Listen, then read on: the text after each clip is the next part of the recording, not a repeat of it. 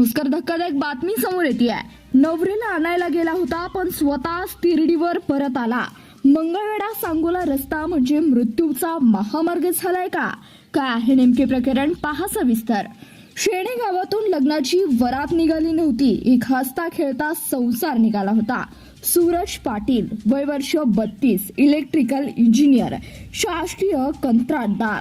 महिन्याभरापूर्वीच लग्न झालेलं. हातावरच्या मेहंदीचा वास सुद्धा अजून गेला नव्हता. भावाला भेटायला म्हणून आई वडील बायको आणि पुतण्याला घेऊन हैदराबादला निघाला. परत येताना माळवाडीत काळाने घात केला. जेसीबीला धडक बसली आणि होत्याचं नव्हतं झालं. सूरज आणि त्याची आई शारदा जागीच ठार झाले. नववधू नीता, वडील अशोक आणि 8 वर्षाच्या आयुष मृत्यूची झुंज देतोय. प्रश्न फक्त अपघाताचा नाही, तो प्रश्न आहे व्यवस्थेचा.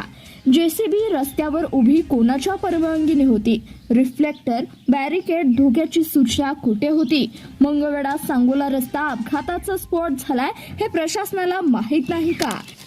एक धडक आणि 5 जणांचं कुटुंब संपलं. सूरज नवरीला न्यायला गेला होता पण नियतीनं त्याला तिरडीवर झोपवलं. नीताच्या नशिबी सासर नाही, विधवा झाली. 8 वर्षाच्या आयुषने खेळाच्या वयात काकाचा मृतदेह बघितला.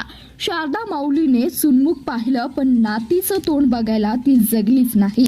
हा अपघात नाही, हा निष्काळजीपणाचा खून आहे. रस्त्यावर बिनदिक्तीपणे मशिनरी उभी करणारी कंत्राटदार, डोळे मिटून बसलेले सार्वजनिक बांधकाम खातं आणि झालं गेलं म्हणून विसरणारी आपली सवय, या तिघांनी मिळून सूरजचा बळी घेतला. शेनेगाव आज सुन्न आहे. एकाच घरातून 2 तिरड्या निघाल्या. लग्नाच्या हळदीचा रंग पुसून जाण्याआधीच घरावर दुःखाचा डोंगर कोसळला. मंगळवारी सकाळी गावात चूल पेटली नाही.